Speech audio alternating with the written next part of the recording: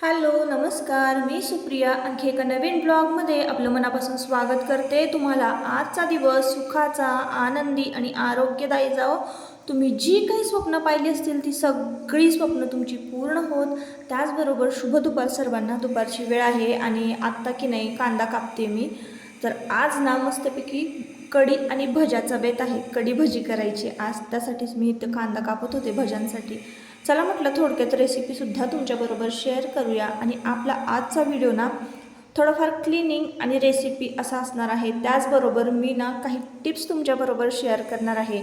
आता कसं आहे ना, आपला व्हिडिओ आहे ना 40 म्हणजे 25 वयोगटापासून अगदी 55 वयोगटापर्यंतच्या सगळ्या लेडीज बघतात बरं का। म्हणून त्यांच्यासाठी हा आजचा व्हिडिओ आहे की नाही खूप खूप उपयोगी ठरणार आहे। काही टिप्स मी अशा शेअर करणार आहेत की तुम्ही तुमचा जो वेळ आहे 30 नंतरचा 40 नंतरचा जो वेळ आहे आयुष्यातला, तो तुम्ही कशा पद्धतीनं घालवला पाहिजे। तर आता इथं आहे ना मी झटपट भजी कशी करते ना तुमच्याबरोबर शेअर करते। कारण काही जणांना आहे ना असं व्यवस्थित भजी जमत नाहीत बरं का, आणि काही जणांना खूप परफेक्ट जमतात। तर ज्यांना जमत नाही ना त्यांच्यासाठी मी एकदम सोपी रेसिपी तुमच्याबरोबर शेअर करते। तर कांदा एकदम म्हणजे बारीक पातळ उभा कापून घेतलेला आहे। उभा कांदा कापायचा आहे पातळ, आणि त्याला की नाही मी मीठ लावून ठेवलेलं आहे। तुम्ही बघत असाल तर चांगलं मीठ चोळून ठेवायचं। आणि यामध्ये की नाही हळद, लाल तिखट, आता हा आपला कांदा लसूण मसाला वापरलेला आहे आणि हळद घातलेली आहे। ज्यांना कोणाला हळद, कांदा लसूण मसाला पाहिजे असेल स्क्रीनवर नंबर देते, नक्की कॉन्टॅक्ट करा आणि घ्या आपल्याकडनं कांदा लसूण मसाला। तसं बऱ्याच साऱ्या पेंडिंग ऑर्डर पडलेल्या आहेत, तर त्या मी लवकरात लवकर पूर्ण करणार आहे। तर मीठ लावून की नाही आपल्याला 5 ते 10 मिनटासाठी 15 मिनटासाठी हा कांदा बाजूला ठेवून द्यायचा आहे। सुरुवातीला मी कांदा लसूण मसाला घातलेला आहे। तुमच्याकडे लाल तिखट असेल तुम्ही घालू शकता। हळद घालायची आहे, ओवा चोळून घालायचा आहे आणि कोथिंबीर घालायची आहे। आता 15 मिनटानंतर ना इथं मी तांदळाचं पीठ घेतलेलं आहे। तांदळाचं पीठ आपल्याला घालायचं आहे। त्यानंतर आपल्याला थोडासा सोडा घालायचा आहे। त्यामध्ये आधीच सोडा घालून ठेवायचा नाही, लक्षात असू द्या। आपण जेव्हा सगळी पिठं घालू ना तेव्हाच आपल्याला सोडा घालायचा आहे। आता सोडा घातलेला आहे। त्यानंतर तांदळाचं पीठ थोडंसं घातलेलं आहे, अगदी 2 चमचे घालायचं। कारण कुरकुरीतपणा तांदळामुळेच येतो, तांदळाच्या पिठामुळे येतो। आणि मग त्यानंतर आपल्याला घालायचं आहे यामध्ये डाळीचं पीठ घालायचं आहे। डाळीचं पीठ घालून छान मळून घ्यायचं। कांद्याला आहे ना मिठाच्या पाण्यामुळं म्हणजे इतकं म्हणजे पाणी सुटलेलं असतं ना, त्याच पाण्यामध्ये ना पीठ भिजलं जातं भज्याचं बरं का। आणि नंतर मग एकदम थोडंसं पाणी लागतं, अगदी थोडंसं। तुम्ही बघताय मी अगदी थोडंसं पाणी घेतलं आहे। थोड्याशा पाण्यामध्येच ना हे भज्याचं पीठ छान भिजलं जातं। भिजवायचं आहे आपल्याला। आणि मग त्यानंतर आपल्याला ना भजी लगेच 1-2 मिनटं हे फक्त होऊ द्यायचं, व्यवस्थित भिजू द्यायचं। आणि मग लगेचच आपल्याला भजी ना तळायला घ्यायची आहेत। तर असं ताईंनो, आता आमच्या घराजवळ ना कन्स्ट्रक्शनचं काम चालू आहे, त्याच्यामुळं ना मागच्या आवाजाकडे थोडंसं दुर्लक्ष करा। काही मशीन्स चालू आहेत आणि त्यामुळं ना तुम्हाला आवाज माझा ना क्लिअर येईल, पण पाठीमागं थोडासा आवाज येणार आहे वेगवेगळ्या मशीनचा। तर असो, तर तेल ना इथं कडकडीत तापलेलं आहे। आता पीठ भिजवलं, भजी कशी घालायची तर मी बघा कशा पद्धतीनं भजी घातलेली आहे। भजी घालताना ना थोडासा आपला हात हलवायचा आहे, बोटं वगैरे हलवायची आहेत, जेणेकरून ती भजी की नाही छान अशी वाकडी तिकडी आणि पातळ पडली पाहिजेत, म्हणजे मग ती कुरकुरीत होतात। जशी की खेकडा भज्यांचाच मी तुमच्याबरोबर प्रकार हा शेअर केलेला आहे। खेकडा भजी ना खायला एकदम कुरकुरीत आणि मस्त टेस्टी लागतात। तुम्ही जर चमच्याने पण सोडू शकता, पण चमच्यानं काय होतं गोल गोल पडतात भजी आणि मग ती अशी मऊ लागतात, कुरकुरीत होत नाही. कुरकुरीत भजी होण्यासाठी ना, भजी सोडताना तुमचा गॅस जो आहे तो फुल असला पाहिजे आणि भजी सोडल्यानंतर लो टू मिडियम गॅसवरच आपल्याला भजी जी आहेत तळून घ्यायची आहेत. तर एकदम कुरकुरीत भजी झालेली आहे, जसं की मेंदूवडा आपला एकदम मस्त झाला होता तशीच. आणि कढी आणि भजी हा प्रकार कोणाकोणाला आवडतोय नक्की कमेंट करून सांगा. माझं कसं असतं ना, मी सगळ्यात जास्त प्रेम की नाही जेवणाच्या थाळीवर करते. आपल्याला की नाही जगण्यासाठी अन्न खूप गरजेचं आहे आणि ते नुसतं म्हणजे अन्न हे पूर्ण ब्रह्म आपण म्हणतो की नाही, पण ते कसं आहे, चटणी भाकरी जरी असली ना तरी ती व्यवस्थित असावी ताटामध्ये. आपण जेव्हा ताटामध्ये जेवायला घेतो तर काही काही जणांचं बघा छोट्याशा ताटलीमध्ये घेतात आणि थोडंसं कालवण थोडीशी, असं करायचं नाही. अन्न हे पूर्ण ब्रह्म, ते छान असं ताटामध्ये सजवायचं जेणेकरून आपल्याला ते खावंसं वाटलं पाहिजे.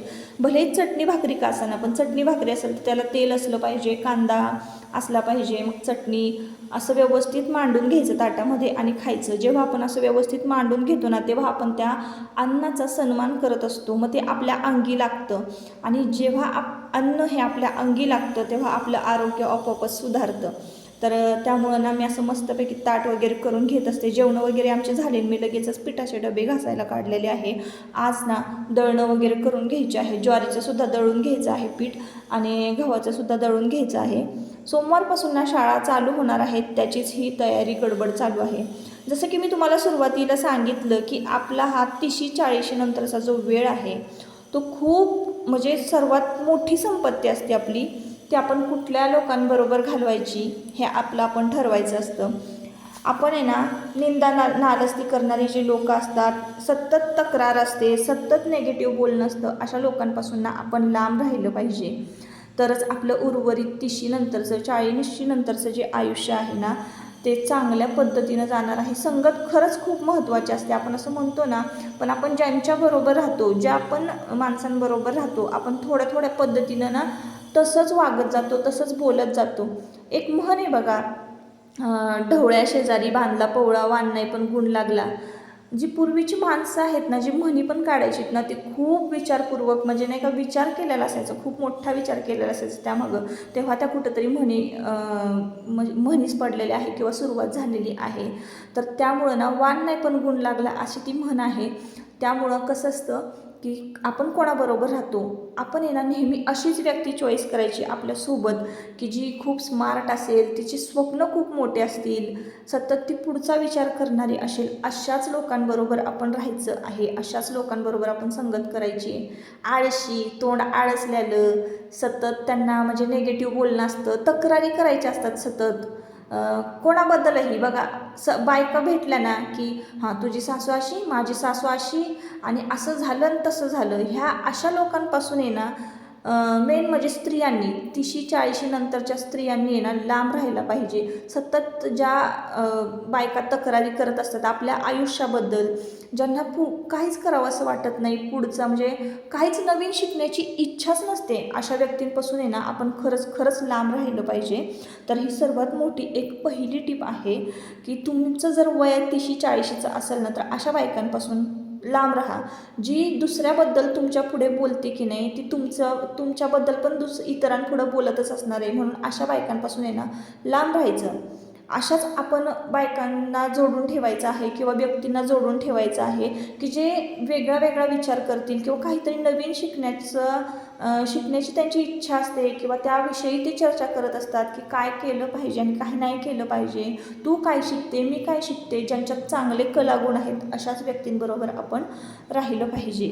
तर सर्वात महत्त्वाची आणि दुसरी टिप म्हणजे जसं की मी तुम्हाला सुरुवातीला सांगितलं, काहीही असू दे खायला जेवायला ताटामध्ये, पण ते ताट असं व्यवस्थित असलं पाहिजे. आपण एखाद्याचा जेव्हा सन्मान करतो तेव्हा त्या व्यक्तीकडनं म्हणा, त्या वस्तूकडनं म्हणा आपल्याला काहीतरी चांगलं मिळत असतं. मग ते अन्न असू दे, आपण सन्मानानं ते ताटात वाढून घेतलं चांगलं आणि व्यवस्थित, न नावं ठेवता, न चुका काढता जर ते आपण आपल्या पोटात घातलं की आपल्याला चांगलं आरोग्य लाभत असतं. तसंच ना काही व्यक्ती आपल्या आयुष्यामध्ये अशा पाहिजेत की जे आपला नेहमी आदर करतील. आपण जे एखादं काम केलेलं आहे त्या कामानं ते खुश असतील, खुश होतील, त्यांना आपलं कौतुक वाटेल, अशा लोकांची आपल्याला आपल्या आयुष्यामध्ये खूप गरज असते बरं का. ना की सारखे आपल्याला कमी लेखणारे, आपल्याला खालीपणा दाखवणारे लोक, हे आपल्या आरोग्यासाठी ना खूप खूप घातक असतात. आणि 40-30 नंतर ना आपलं आरोग्य आहे ना हे जास्तीत जास्त म्हणजे कमकुवत झालेलं असतं. मग बघा बरेच सारे प्रॉब्लेम्स असतात 30-40 नंतर. आपण अतिविचार करायला लागतो, कारण कसं आहे आपण मॅच्युअर झालेलो असतो. आपल्या संसाराबद्दल म्हणा, आपल्या मुलांबद्दल म्हणा, अतिविचार करतो आणि अतिविचारचा जो परिणाम आहे तो आपल्या आरोग्यावर होत असतो. मग आपण की नाही अशीच माणसं जोडून ठेवली पाहिजेत की जी आपल्याला नेहमी खुश ठेवतील. आणि जी म्हणजे माणसं आहेत की नाही कमीपणा दाखवणारी किंवा आपल्या सतत चुका काढणारी, अशा माणसांपासून आपण लांब राहिलं ना तर आपलं आरोग्यसुद्धा चांगलं राहणार आहे आणि आपण जे काही खातो पितो ते आपल्या अंगी लागणार आहे. आता तिसरा तुमच्याबरोबर पॉईंट हा शेअर करते, सर्वात महत्त्वाचा आणि शेवटचा पॉईंट आहे. आता मी तुम्हाला जसं की सांगितलं की कुठल्या माणसांना आपण जवळ करायचं आहे आणि कुठल्या माणसांना लांब ठेवायचं आहे. तर कसं आहे, आपण माणसं जोडताना आपण सहज जोडतो किंवा आपला स्वभाव असतो तो पटकन आपली एखाद्याशी मैत्री होते. पण काही लोक असे असतात ना की ज्यांना आपल्याला लांब ढकलायचं असतं, लांब करायचं असतं, पण त्यांना दुखवायचं नसतं, आपला तो स्वभाव नसतो. तर अशा लोकांपासून आपण लांब कसं राहायचं आहे, तर खूप मजेशीर अशी ही टिप आहे जी की मी माझ्या आयुष्यात वापरलेली आहे. मी कुठेही वाचलेली नाही, काय नाही. तर अशा लोकांना जर आपल्याला लांब ठेवायचं असेल की जे आपल्याला आपल्या आयुष्यामध्ये नकोच आहेत, तर त्या व्यक्तींना आहे ना आपण बोर करायला सुरुवात करायचं आहे. त्यांच्याबरोबर बोलताना असं बोलायचं की त्यांना खूप बोर होईल किंवा त्यांना असं वाटेल की नकोच बाबा, हिच्याबरोबर बोलायच नको, हिच्यापासून 4 हात लांब राहिलेलंच बरं. भांडायचं नाही, काही नाही, काहीच करायचं नाही, फक्त त्यांना बोर करायचं. मग ते आपोआपच आपल्या आयुष्यातून थोडंसं लांब जातात. तर नक्की ही मजेशीर टिप ना तुमच्या आयुष्यामध्ये तुम्ही वापरून बघा. आणि तुमची मी सांगितलेल्या टिपपैकी कुठली तुम्हाला टिप आवडलेली आहे नक्की कमेंट करून सांगा. चला आता इकडं मी पितळाची भांडी वगैरे सगळं घासून घेतले. खरं बरं का, ह्याला इतका वेळ लागला ना, अक्षरशः संध्याकाळ झाली. पिठाचे डबे वगैरे घासून घेतले आणि गॅलरीमध्ये वाळत घातले आणि आत्ता वाजलेले आहेत संध्याकाळचे 6. जसं जेवण झालं ना आमचं, तशी जी माझ्या कामाला सुरुवात होते ना, बऱ्याचशा ताई कमेंट करतात की ताई तुम्ही दुपारचं झोपत नाही का ताई तुम्हाला. तर मला असं वाटतं की एकदा का दिवस उगवला ना की मग तो दिवस कसा जातो माझा, आणि मला कितीही दिवस मोठा असला ना तरी कमीच पडेल बरं का. कारण एक काम झालं ना की दुसरं काम, आणि सगळे कामं आहेत ना मला माझे इंटरेस्टिंग वाटतात, आवडतात, म्हणून मी करते. जर मला ह्या कामातून म्हणजे काहीच वाटलं, रसच नसता, तर मी हे कामं केलीच नसती. ही कामं करून मला बाकीची सगळी कामं करायची असतात. तर आणि आरामही मी करते बरं का. एका ताईंनी कमेंट केली होती की ताई तुम्ही आराम नाही करत का. तर रात्री जेवण वगैरे झाले की लगेचच मी मस्तपैकी पायाची मालिश वगैरे करून माझी झोपत असते. इतकी शांत झोप मला लागते ना, ती शांत झोप आहे की नाही भले भले पैसे देऊन भल्या भल्यांना सुद्धा मिळत नाही, इतकी शांत झोप मला लागते. आणि असं माझं साधं सिंपल असं आयुष्य आहे. हा पितळाचा जो सूर्य आहे तर तो पुण्यातून जुन्या बाजारातून घेतलेला आहे. बऱ्याच जणांना मी दाखवलं होतं, पण त्यावेळेस ना घासलेला धुतलेला नव्हता. आता मी पितंबरी टाकून चांगला ब्रशनं खसखस घासला ना, इतका छान आणि गोंडसच दिसायला लागलेला आहे, हो की नाही. आणि ही फुलदाणी की नाही तुमच्या दादांनी घेतली होती, मी नको नको म्हणत होते पण घेतली त्यांनी. आणि मग त्यानंतर घरी आणल्यानंतर ती घासल्यानंतर ना मलाच खूप आवडली, मलाच खूप छान दिसायला लागली. आणि पाणी वगैरे भरून ठेवली ना गळत वगैरे नाही अजिबात. आणि रोपं लावली तर 2 ते 3 दिवसातच त्या रोपांना मूळ फुटलेलं आहे. मनी प्लॅन्ट लावलेला आहे मी, 3 दिसायला इतकी क्यूट दिसते ना, एकदम मस्त असा लुक देते आपल्या घराला. आता बऱ्याच जणांना वाटतं की मी एवढी साफसफाई कशी करू शकते किंवा मी ही पितळ्याची भांडी, पण हा माझा शौक आहे ना. म्हणतात ना आवड असली की सवड मिळतेच, तर तसं आहे ते. मग ह्या सगळ्या गोष्टी मला आवडतात म्हणून मी हे सगळं स्वच्छ ठेवत असते, करत असते आणि होतं माझ्याकडनं. ज्यांना आवड नाही ना ती लोक काहीच करू शकत नाही, म्हणजे नाही का. मला तांबं पितळ मुळात आवडतात, तांबं पितळीची भांडी स्वच्छ ठेवायला पण आणि घरात ठेवायला पण. दर 3-4 दिवसाला ना मी ती पितळीची भांडी स्वच्छ करत असते. आता ना 6 वाजले होते संध्याकाळचे आणि मला जायचं होतं मार्केटमध्ये. आपल्याकडे की नाही कांदा लसूण मसाल्याच्या ऑर्डर ज्या आहेत त्या पेंडिंग पडलेल्या आहेत. एक आता काही ताईंनी तर आहे ना पैसे पण देऊन ठेवलेले आहेत. आणि मला असं वाटतं की माझ्याकडे अजून म्हणजे नाही काही लोकांचे पैसे येऊन आहेत, म्हणजे अकाउंटमध्ये आहेत आणि अजून मी त्यांची पार्सल पाठवलेली नाही आहे. तर मला म्हणजे खूप प्रेशर येतं बरं का माझ्यावर. जरी मला कोणी 100 रुपये जरी सोडले ना तरीसुद्धा मला इतकं टेन्शन असतं ना की मी त्यांची ते परत कधी देते किंवा त्यांनी जी वस्तू मागवलेली आहे मी ती त्यांना परत कधी म्हणजे देते कधी, पाठवते कधी, असं होतं. प्रेशर असतं एक, तर त्यामुळं ना बऱ्याच साऱ्या ऑर्डर आपल्या पेंडिंग पडल्यात आणि पैसे पण सोडून ठेवलेले आहेत. लवकरात लवकर मला आता कांदा लसूण मसाला तयार केला पाहिजे, त्यासाठीच आता मी मार्केटमध्ये निघाले होते संध्याकाळची. आणि मम्मी पप्पा जर बाहेर पडतायत बाजाराला तर देवांश येणार नाही असं होणारच नाही, त्याला मागे लागायचंच असतं. कसा दिसतोय देवा, असा कोंबडा पाडायला पाहिजे हे का नाही, राजेश खन्नासारखा. हा मला कोंबडाच पाडायला बघ असलं का लहान मुलांवानी. लहान मुलं मग तू काय मोठा आहेस का? हा मोठा झालायस लहान मुलांवानी, मग कसं पाडायचा? असा भागच असतो ना कोंबडा. हा कोंबडा मग कोंबडाच घे बघ की. आता हा कोंबडा अजून किती तू लाल करू का, अशी उभे करू का? तेव्हा कोंबडे उभे अशी वय अशी पाहिजे, अशी पाहिजे वय माकडा.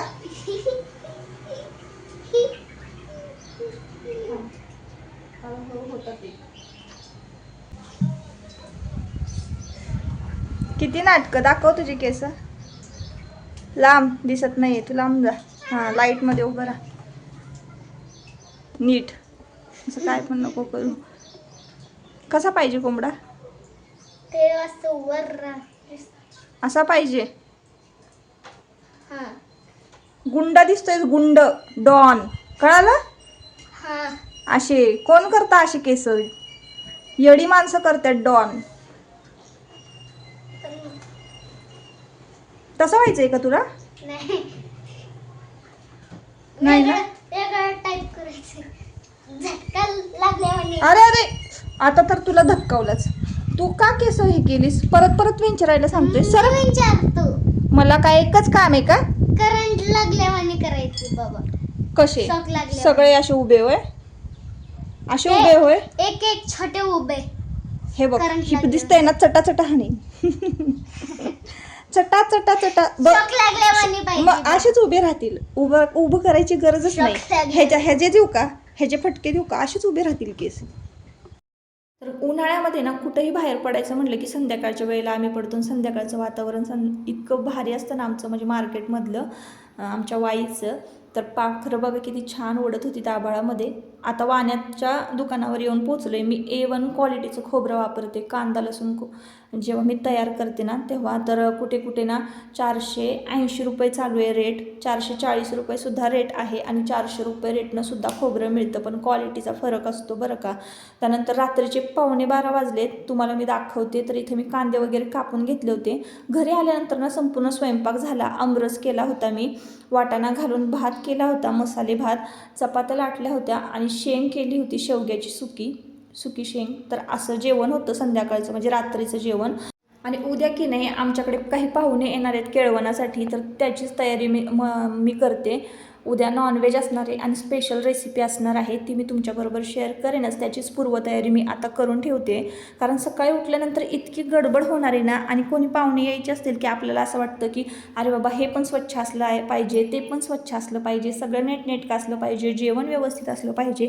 तर 2 नारळ मी तुमच्या दादांकडनं सोलून घेतले. त्यानंतर एवढी भांडी घासली होती मार्केटमध्ये जाताना, लादी वगैरे पुसून तुम्ही तर बघितलं. त्यानंतर ही पण भांडी घासली. म्हणजे काम की नाही पिछात सोडत नाही आहे थोडक्यात सांगायचं असं. आणि इकडं की नाही असा अंधार दिसला की असं वाटतं आता चला झोपावं. सगळी झोपलेली आहेत आणि ही सगळी लोकं उठण्यापूर्वी ना माझी सकाळ झालेली असते. आता जसं की मी तुम्हाला सांगितलं पिठाचे डबे वगैरे घासले होते, तर दळणसुद्धा मी करून ठेवलं होतं. तर ज्वारीचं आणि गव्हाच्या पिठाचं दळण केलेलं आहे. डबेच फक्त छान पुसून डब्यांमध्ये हे सगळं भरून ठेवायचं होतं. आता संध्याकाळच्या वेळेला की नाही तुमचे दादा इथं माझ्याबरोबर बोलत होते. त्यांचं काम चाललं होतं झाडांना पाणी घालणं आणि इथं मी किचनमध्ये काम करत होते. तर आमचं ठरलेलं असतं एक ठराविक वेळ 12:30पर्यंत सगळी कामं पटापट आटोपली पाहिजे असं असतं आमचं. तर इकडं की नाही मी वाटण वगैरे वाटून घेतलं, पिठाचे डबे वगैरे व्यवस्थित खण वगैरे स्वच्छ करून पिठाचे डबे एकावर एक लावून दिलेले आहेत. आणि इकडं ना दुसऱ्या दिवशीसाठी वाटण तयार केलेलं आहे. मिक्सरला लावून दिलं आणि थोडाफार जो वेळ होता ना त्या वेळात चला म्हटलं पटापट ही भांडी जी आहेत ना रॅकला लावून देऊया, म्हणजे जास्त पसारा किचन कट्ट्यावर होणार नाही. तुम्ही इतका कधी पसारा बघितला नाही, पण काय होतं ना जेव्हा स्वयंपाक जास्तच असतो, कोणीतरी येणार असतं तेव्हा पसारा होतच होतो. आणि मग त्यानंतर इथं ना वाटण वगैरे वाटून घेतलं. आता हे ना फ्रीजमध्ये ठेवून देते. कोथिंबीर वगैरे निवडून घेतली, ही सुद्धा मस्त अशी जाळीच्या डब्यामध्ये मी ठेवून दिलेली आहे. हा डबा जर तुम्हाला पाहिजे असेल तर मी सर्च करते आणि ऑनलाईन मिळालं तर नक्की घ्या. मी पण पुण्यातून हा डबा घेतलेला आहे आणि याची क्वालिटी म्हणजे मोड, धान्याला मोड येण्यासाठी वगैरे हाच डबा मी वापरत असते. तर इथं की नाही तुमचे दादा रात्रीची झाडांना पाणी घालतात, त्यांना मी किती वेळा सांगितलं नसतं घालायचं. जेव्हा तुमचे दादा झाडांना थंडगार करतात तेव्हा झाडं ह्यांना थंडगार करतात. असं आहे आमच्याकडे. म्हणजे ना बेडरूममध्ये बाल्कनीत आहे झाडं बेडरूमच्या, आणि झाडांना पाणी दिलं ना की रात्रीची जी हवा येते ना ती एकदम अशी थंड येते आतमध्ये. आणि आमचं हे दार उघडं असतं गॅलरीचं, त्यामुळं. आणि हे रात्रीच्या वेळेला ना तुळशीला पाणी देऊन देऊन तुळस बघा किती छान बहरलेली आहे. मी सकाळी सकाळी घालते, रात्रीची तुमचे दादा घालत असतात ह्या तुळशीला पाणी, असं झालेलं आहे. त्यामुळं तुळस छान बहरलेली आहे. चला तर मग आजचा व्हिडिओ तुम्हाला कसा वाटला, तर आजच्या व्हिडिओचा इथंच शेवट करते. परत आपण पुन्हा भेटूया नवीन एका ब्लॉगमध्ये. तोपर्यंत स्वतःची काळजी घ्या, मजेत राहा. हा व्हिडिओ तुम्हाला जर आवडला असेल तर नक्की ह्या व्हिडिओला एक लाईक करा, हाईप देखील करा आणि चॅनलला सबस्क्राईब करा. चला तर मग बाय बाय.